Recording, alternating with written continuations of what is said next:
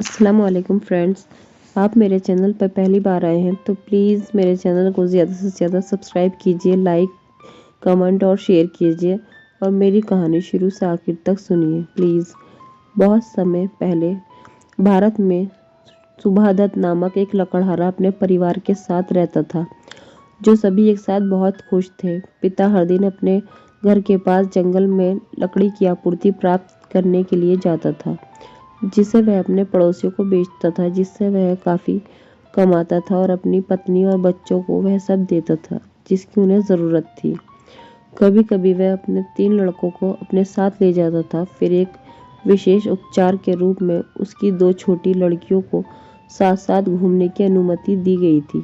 लड़कों को खुद के लिए लकड़ी काटने की अनुमति देने की लालसा थी और उनके पिता ने उन्हें बताया कि जैसे ही वह बूढ़े हो जाएंगे वह उनमें से प्रत्येक को अपनी खुद की कुल्हाड़ी देगा।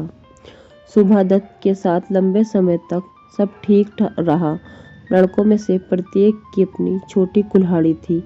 प्रत्येक लड़कियों के पास टहनियाँ काटने के लिए कैंची की एक छोटी जोड़ी थी और उन सभी को बहुत गर्व हुआ जबकि घर में उपयोग करने के लिए अपनी माँ के लिए कुछ लकड़ी घर लाए। एक दिन हालांकि उनके पिता ने उन्हें बोला कि वह उसके साथ नहीं आ सकता है क्योंकि वह जंगल में बहुत लंबा रास्ता तय करने के लिए जा रहा था। वह देखने के लिए जा रहा था कि क्या वह नज़दीक के घर की तुलना में वहाँ बेहतर लकड़ी पा सकता है। व्यर्थ लड़कों ने उसे अपने साथ ले जाने के लिए जिद मचाई। नहीं, उन्होंने कहा, आप सभी रास्ते पर बहुत थक जाएंगे और अकेले वापस आने में खुद को खो देंगे। आपको अपनी माँ के कामों में और अपनी बहनों के साथ खेलने में मदद करनी चाहिए। उन्हें संतोष करना पड़ा। बेशक उन्हें उम्मीद थी कि उनके पिता जंगल की गहराई से वापस आएंगे, हालांकि उन्हें पता था कि वे देर से आएंगे। जब अंधेरा हुआ और उसके कोई संकेत नहीं थे, तब बार बार उनकी माँ उन्हें देखने के लिए दरवाजे पर जाती थी। हर पल उम्मीद करती थी कि उन्हें रास्ते से आते हुए देख पाए। बार बार उसने रात के पंछी की रोने की आवाज़ को गलत समझा। वह भारी मन से बिस्तर पर जाने के लिए मजबूर थी। वह सोच रही थी कि किसी जंगली जानवर ने उसे मार डाला होगा और वो उसे फिर कभी नहीं देख पाएगी। जब सुभादत्त ने जंगल में गया तो उन्होंने उसी शाम वापस आने का पूरा इरादा किया, लेकिन जब वह एक पेड़ को काटने में व्यस्त था तो उसे अचानक महसूस हुआ कि अब वह अकेला नहीं है। उसने ऊपर देखा तो उसे 4 खूबसूरत युवा लड़कियों को अपनी पतली गर्मियों की पोशाक में परियों की तरह देखा। उनके लंबे बालों के साथ एक दूसरे का हाथ पकड़े हुए गोल गोल नाचते हुए देखा। सुभादत्त इस दृष्टि से इतना चकित था कि उन्होंने अपनी कुल्हाड़ी फेंक दी और शोर ने नर्तकियों को चौंका दिया और उसे घूरने लगी। लकड़हारा एक शब्द नहीं कह सकता था, लेकिन बस उन पर हैरान और चकित हो गया। जब तक उनमें से एक ने उससे कहा, तुम कौन हो और तुम जंगल की गहराई में क्या कर रहे हो जहाँ हमने पहले कभी किसी आदमी को नहीं देखा। मैं एक गरीब लकड़हारा हूँ, उसने उत्तर दिया। कुछ लकड़ी लेकर बेचने के लिए आया था ताकि मेरी पत्नी और बच्चों को कुछ खाने के लिए और कुछ कपड़े पहनने को मिले। यह एक बहुत ही मूर्खतापूर्ण बात है। लड़कियों में से एक ने कहा, आप इस तरह से ज़्यादा पैसा नहीं पा सकते। यदि आप केवल हमारे साथ रुकेंगे तो हम आपकी पत्नी और बच्चों की देखभाल करेंगे, जो आपके लिए बहुत बेहतर होगा। सुभादत्त, हालांकि वह निश्चित रूप से अपनी पत्नी और बच्चों से प्यार करता था, सुंदर लड़कियों के साथ जंगल में रुकने के विचार से इतना लुभाया कि थोड़ी देर झिझकने के बाद उसने कहा, हाँ, मैं तुम्हारे साथ रुकूंगा अगर तुम मुझे पूरा यकीन देते हो कि मेरे प्रिय लोगों के साथ सब अच्छा होगा। आपको इस बारे में डरने की ज़रूरत नहीं है, लड़कियों ने कहा। हम परियां हैं, आप देख रहे हैं, और हम सभी प्रकार की अद्भुत चीज़ें कर सकते हैं। हम उन्हें उनकी इच्छा के अनुसार सब कुछ देंगे और वे इसे प्राप्त करेंगी। पहली बात यह है कि हम लोग आपको खाना देंगे और आपको इसके बदले में काम करना होगा। सुभादत्त ने जवाब दिया, मैं आपकी इच्छा के अनुसार कुछ भी करूँगा। ठीक है, समाशोधन को दूर करना शुरू करें और फिर हम सभी एक साथ बैठकर भोजन करेंगे। सुभादत्त बहुत खुश हुआ कि उन्हें जो करने के लिए कहा गया था वह इतना आसान था। वह एक पेड़ से एक शाखा काटकर शुरू हुआ और इसके साथ वह भोजन कक्ष में जो कुछ था उसे देखने गया। फिर उसने रसोई में दाल चावल ढूंढे, लेकिन वह पेड़ की छांव में खड़े एक बड़े घड़े के अलावा कुछ भी नहीं देख पाया जिसकी शाखाएं समाशोधन की ओर थी। तो उन्होंने परियों में से एक से कहा, क्या तुम मुझे दिखाओ कि भोजन कहाँ है और वास्तव में तुम लोग रसोई को कहाँ स्थापित करना चाहोगे।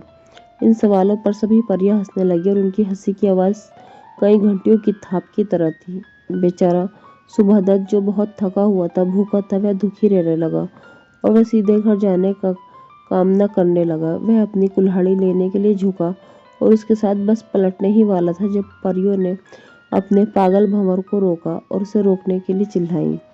इसलिए उसने इंतजार किया और उनमें से एक ने कहा, हमें इसे प्राप्त करने और इसके बारे में परेशान होने की ज़रूरत नहीं है। आप बस उस बड़े घड़े को देख रहे हो। हम अपना सारा भोजन और बाकी सब कुछ जो हम चाहते हैं उससे प्राप्त करते हैं।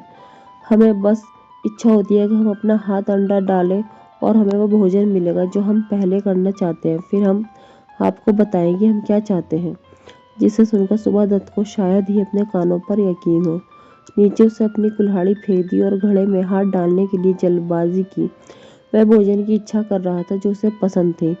उन्हें कड़ी चावल और दूध, दाल, फल और सब्जियां बहुत पसंद थी। वह बहुत जल्द ही उसके पास जमीन पर भोजन फैला हुआ था।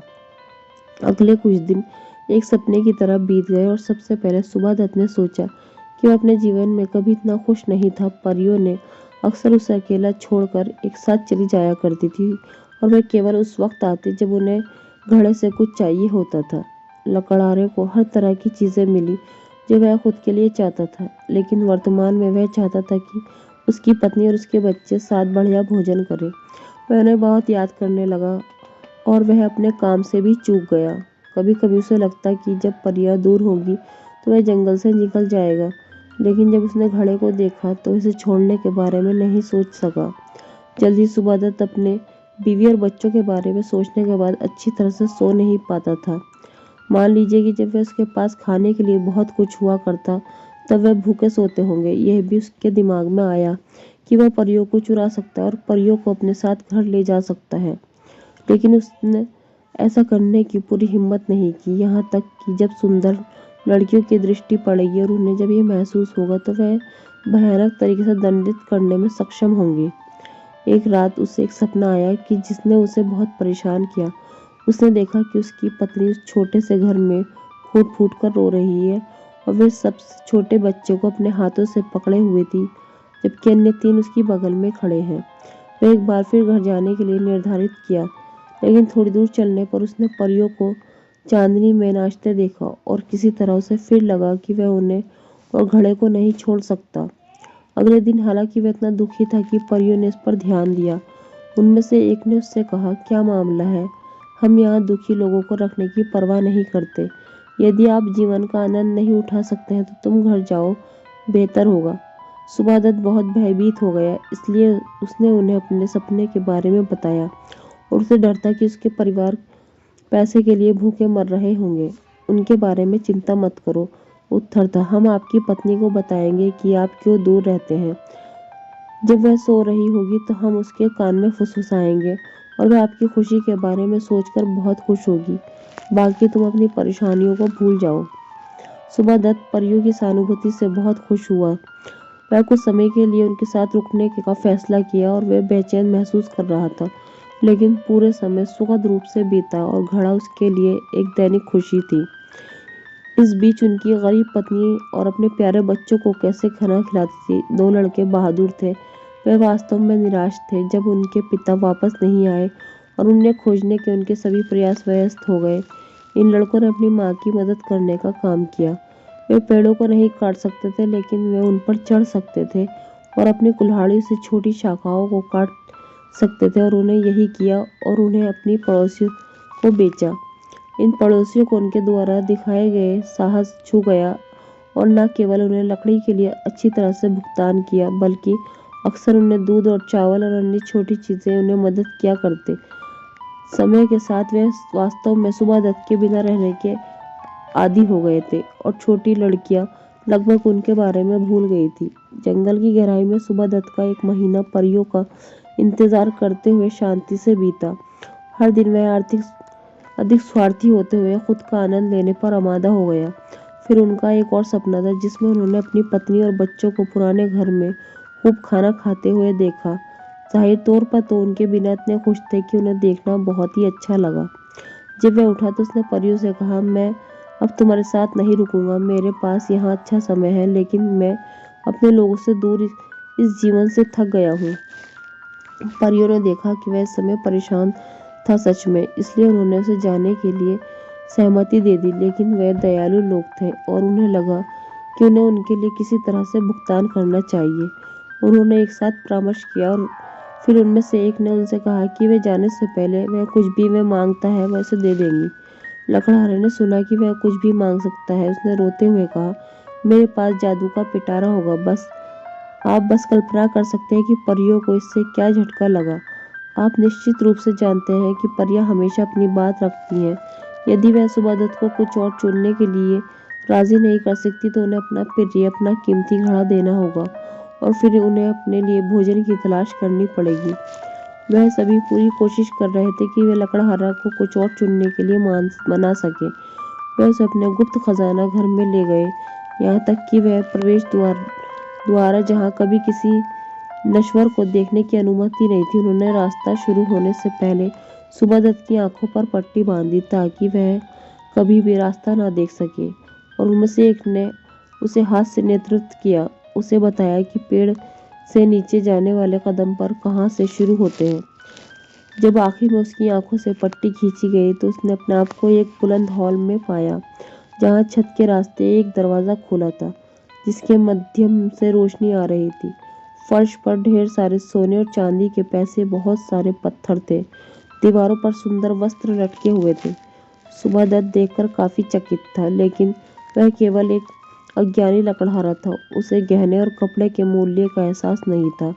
इसलिए जब परियों ने उससे कहा, तुम यहाँ कुछ भी चुनो, हमें वह अपना घड़ा रखने दो, उसने अपना सर हिलाया और कहा, नहीं नहीं, मेरे पास घड़ा होगा। इसके बाद एक परी ने माणिक और हीरे अन्य कीमती पत्थरों को उठाया और उन्हें प्रकाश में रखा कि लकड़हारा देख सके वे कितने प्यारे थे। नहीं, घड़ा घड़ा, उसने कहा। आखिर में उन्हें इसे छोड़ना पड़ा।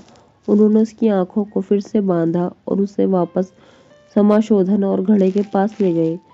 यहाँ तक कि जब वे सभी फिर से समाशोधन में थे तो परियों ने अपने घड़े को रखने की उम्मीद नहीं छोड़ी। इस बार उन्हें अन्य कारण बताए कि क्यों घड़ा सुबादत के पास नहीं होना चाहिए। वह बहुत आसानी से टूट जाएगा और फिर यह है कि आपके किसी और के लिए अच्छा नहीं होगा। लेकिन आप अगर कुछ पैसे लेते हो और अपनी पसंद से कुछ भी खरीद सकते हो। यदि आप गहने लेते हो तो आप उन्हें बेचकर बहुत सारे पैसे जमा कर सकते हैं। नहीं नहीं, लकड़हारा रोया, घड़ा घड़ा, मेरे पास घड़ा ही होगा। फिर घड़े को बहुत अच्छी तरह से ले लो, उन्होंने दुखी होकर जवाब दिया, और हमें अपना चेहरा फिर कभी नहीं दिखाना। इसलिए सुबादत ने बहुत सावधानी से घड़े को ले लिया, ऐसा न हो कि वह उसे गिरा दे और घर जाने से पहले तोड़ दे। उसने ये बिल्कुल नहीं सोचा कि इसे परियों से दूर ले जाना कितना क्रूर है और उन्हें भूखा छोड़कर अपने लिए भोजन मांगना। परियों ने उसे तब तक देखा जब तक कि वह दृष्टि से बाहर नहीं गया। फिर वह रोने लगी। उनमें से एक ने कहा, वह ऐसा सोचने के लिए बहुत स्वार्थी था। दूसरे ने कहा, आओ हम सब उसके बारे में भूल जाएं और कुछ फल की तलाश करें। इसलिए वे सभी रोना धोना छोड़कर चली गईं। परियों को खाने के लिए बहुत कुछ नहीं चाहिए था, वह फल और ओस पर रह सकती थी।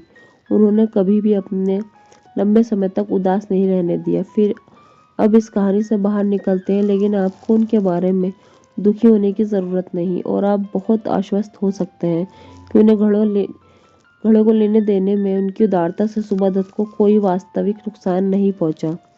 आप बस अंदाज़ा लगा सकते हैं कि सुबादत की पत्नी और बच्चों के लिए वह क्या आश्चर्य की बात थी जब उन्होंने उन्हें अपने घर की ओर जाने वाले रास्ते पर अपने पिताजी को आते देखा तो वह अपने साथ घड़ा नहीं लाया, बल्कि अपनी कुटिया के पास लकड़ी के एक खोखले पेड़ में छिपा दिया, क्योंकि उन्हें ये जानने का कोई मतलब नहीं था कि घड़ा उसके पास है। उसने अपनी पत्नी से कहा कि वह जंगल में अपना रास्ता खो चुका था। उसे डर था कि वह अपने बच्चों को फिर से कभी नहीं देखेगा, लेकिन उसने परियों के बारे में कुछ नहीं कहा। जब उनकी पत्नी ने उससे पूछा कि उन्हें भोजन कैसे मिला तो उन्होंने अपने द्वारा पाए गए फलों के बारे में एक लंबी कहानी बताई और उन्हें विश्वास था कि उन्होंने जो कुछ कहा था वह सच था। जब छोटी लड़कियों को अपने पिता के लिए एक अच्छा भोजन प्राप्त करने में मदद करने के लिए कहा तो सुबह दत्त ने कहा, ओह इस बारे में परेशान मत करो, मैं अपने साथ कुछ वापस लेकर आया हूँ, मैं इससे लेकर आता हूँ, लेकिन कोई भी मेरे पीछे नहीं आएगा। सुबह दत्त की पत्नी इस पर बुरी तरह निराश थी क्योंकि वह अपने पति से इतना प्यार करती थी कि उसके लिए काम करना उसके लिए खुशी की बात थी। बच्चे भी अपने पिता के साथ जाना चाहते थे लेकिन उन्होंने रुकने का आदेश दिया। उसने एक बड़ी टोकरी लेकर अकेले घड़े के पास चलाया। बहुत जल्द वह फिर से अपनी टोकरी के साथ वापस आ गया जिसमें सभी तरह की अच्छी चीजें थी, जिनमें से बहुत से नामों का तो उसकी पत्नी और बच्चों को पता भी नहीं था। उसमें वे फल है जो जंगल से लाया गया है। जीवन अब निश्चित रूप से परिवार के लिए पूरी तरह से बदल गया था। सुबह अब बेचने के लिए लकड़ी काटने नहीं जाया करता था और लड़कों ने भी ऐसा करना छोड़ दिया था। हर दिन उनके पिता उन सभी के लिए मनचाहा भोजन लाते थे। परिवार के प्रत्येक व्यक्ति की सबसे बड़ी इच्छा यह पता लगाना था कि भोजन कहाँ से लाया जाता है। वह सुबह का पीछा करने से डरते थे, लेकिन जल्द ही घर की खुशियों को बिगाड़ने लगी। जिन बच्चों के पास अब दूसरे से झगड़ा करने के लिए कुछ नहीं था, उनकी माँ दुखी हो गई। आखिर में सुबह ये बताने का फैसला किया, क्योंकि जब तक वैसे नहीं बताया कि खाना कहाँ से आया, उसकी पत्नी उससे दूर चली जाती और अपनी छोटी लड़कियों को अपने साथ ले जाती। लेकिन जल्द ही फिर से सब कुछ बदलने के लिए हुआ। बेशक पड़ोसियों जिन्होंने लड़कों से ईंधन खरीदा था, उन्हें फल और चावल देकर उनकी मदद की, उनके पिता की वापसी के बारे में सुने और उनके बहुत से अद्भुत बदलाव देखे। अब पूरे परिवार के पास हर दिन खाने के लिए बहुत कुछ था। हालांकि परिवार में से कोई भी नहीं जानता था कि यह सब कहाँ से आया। सुबह को यह दिखाने का बहुत शौक था कि वे क्या खाता है। कभी कभी अपने पुराने दोस्तों को अपने साथ भोजन करने के लिए बुलाया करता था। जब वे वहां पहुंचे तो उन्हें जमीन पर फैली सभी प्रकार की अच्छी चीजें सुंदर बोतलों में विभिन्न प्रकार की मदिराएं मिली। यह कुछ महीनों के लिए चला। वह सभी के लिए जोरदार खाना लाता रहा और ये संभावना थी कि उनके रहस्य की खोज कभी नहीं होगी। हर कोई इसे पता लगाने की कोशिश करता। जब वह जंगल में निकलता था तो कई लोग चुपके से उसका पीछा करते, लेकिन वह उन्हें चकमा देने में बहुत चतुर था। रात में अपने खजाने को एक नए स्थान पर लगाकर छिपा रहता। यदि वह केवल अपने घड़े से भोजन प्राप्त करने और शुद्ध पानी पीने से संतुष्ट होता तो संभवतः उसके साथ सब ठीक हो जाता, लेकिन वह ऐसा नहीं कर सका। जब उसके पास कोई घड़ा नहीं था तो उसने कभी भी पानी के अलावा कुछ नहीं पिया था, लेकिन अब वह अक्सर बहुत अधिक शराब ले लेता था। यह बात थी जिसने अपने प्रिय घड़े को खोने का दुर्भाग्य पैदा किया। वह अपनी चतुराई का दावा करने लगा, अपने दोस्तों को बता रहा था कि ऐसा कुछ नहीं जो वह चाहते हैं और वह उसके लिए न मिले। एक दिन उसने उन्हें एक बहुत ही शानदार दावत दी जिसमें कई दुर्लभ प्रकार के भोजन थे जो उन्होंने मांगे थे, और उन्होंने बहुत अधिक शराब पी ली थी, इतनी कि उन्हें पता नहीं था कि अब वह क्या कर रहे हैं। यही मौका था जो उसके मेहमान चाहते थे। उन्होंने उसे चिढ़ाना शुरू किया, ये बताते हुए उन्हें विश्वास है कि एक वास्तव में एक दुष्ट लुटेरा है जिसने धन चुरा लिया था। वह बहुत क्रोधित हो गया और अंत में उन सभी को अपने साथ ले जाने के लिए कहा। वह उन्हें दिखाया कि वह कोई डाकू नहीं था। जब उसकी पत्नी ने यह सुना तो वह सोचकर आधी खुश हो गई कि अब आखिर में ये रहस्य सामने आ गया। भोजन कहाँ से आ रहा है। आधा डरी थी कि कुछ भयानक होगा। बच्चे भी बहुत उत्साहित थे और पार्टी के बाकी सदस्यों के साथ चले गए जिन्होंने अपने पिता का अनुसरण किया। जब वे सभी उसी जगह पर पहुंच गए, हालांकि कुछ विचार सुबह दत्त के सिर में आने लगे कि वह बहुत ही मूर्खतापूर्ण काम कर रहा है। वह अचानक रुक गया। उसके पीछे चल रही भीड़ को कहा कि अब एक कदम भी आगे नहीं बढ़ेगा जब तक वह झोपड़ी में से वापस नहीं आता। उसकी पत्नी ने उससे विनती की और कही कि कम से कम अपने साथ हमें जाने दो, लेकिन वह नहीं माना और सभी को वापस जाना पड़ा। वह अपनी पुष्टि के लिए सभी को देखता रहा जब तक वह उसकी दृष्टि से दूर नहीं हो गए। जब लकड़हारे को पूरा यकीन हुआ कि हर कोई जा चुका है और कोई भी यह नहीं देख सकता कि उसने घड़े को कहाँ छिपाया, वह घड़े को उस छेद से बाहर निकाला, उसे अपनी सावधानी से अपने घर ले आया। आप कल्पना कर सकते हैं जब सभी की दृष्टि में आया तो हर कोई इससे मिलने के लिए कैसे निकले होंगे, और भीड़ ने उसे गोल घेरा कर लिया जिससे घड़े को जमीन पर फेंकने और टूटने का खतरा था। सुबह हालांकि किसी भी दुर्घटना के बिना झोपड़ी में जाने में कामयाब रहा। फिर वह घर से चीजों को बाहर निकालने और उन्हें जमीन पर फेंकते हुए चिल्लाने लगा, क्या मैं एक डाकू हूँ, क्या मैं डाकू हूँ, मुझे किसने लुटेरा बोला। फिर अधिक से अधिक उत्तेजित होकर उसने घड़ा उठाया और उसे अपने कंधे पर पकड़कर बेतहाशा नाचने लगा।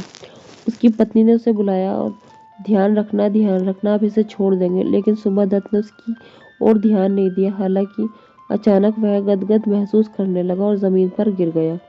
घड़ा टुकड़ों में टूट गया और दुख का एक बड़ा रोना उन सभी के ऊपर चला गया जिन्होंने दुर्घटना को देखा। लकड़हारा खुद टूट गया था, क्योंकि वह जानता था कि उसने खुद शरारत की थी, और अगर केवल उसने शराब पीने का प्रलोभन का विरोध किया होता तो उसके पास अपना खजाना होता। वह टुकड़ों को इकट्ठा करने लगा, यह कोशिश कर रहा था कि वे एक साथ फिर से जुड़ सकते हैं। उसने एक खामोश हंसी सुनी और बच्चों को अपने हाथों से ताली बजाते हुए देखा। उसने सोचा कि हमारा घड़ा फिर से हमारा है। यह सब एक सपना हो सकता था। वहां जमीन पर फल केक बिखरे हुए थे जो घड़े में थे, और उसकी पत्नी, उसके बच्चों और उसके दोस्त सभी उदास और गुस्से में उसे देख रहे थे। करके दोस्त चले गए। सुबह अपने परिवार के साथ अकेला रह गया। ये जादुई घड़े की कहानी का अंत है, लेकिन यह सुबह और उनके परिवार के जीवन में एक नए अध्याय की शुरुआत थी। वे आश्चर्यचकित सामान देने वाले घड़े को कभी नहीं भूलते थे, और बच्चे कभी यह कहानी सुनते नहीं थकते कि उनके पिता ने इसे कहाँ से लाए। वे अक्सर जंगल में भटकते थे, उम्मीद करते थे कि वे किसी अद्भुत साहसिक कार्य के साथ मिलेंगे, लेकिन उन्होंने कभी परियों को नहीं देखा और न ही कोई जादुई पिटारा पाया। धीमी गति से लकड़ी काटने वाले अपने पुराने तरीकों पर लौट आए, लेकिन उसने एक सबक सीखा कि फिर कभी भी किसी बात को अपनी पत्नी से राज नहीं रखेगा, क्योंकि उसे लगा कि अगर उसने घर आने पर उसे घड़े के बारे में सच्चाई बताई होती तो उसे अनमोल खजाने को बचाने में मदद की होती। फ्रेंड्स, आपको मेरी कहानी पसंद आई है तो प्लीज़ मेरे चैनल को ज़्यादा से ज़्यादा सब्सक्राइब कीजिए, और मेरी कहानी शुरू से आखिर तक सुनने के लिए आपका बहुत बहुत शुक्रिया।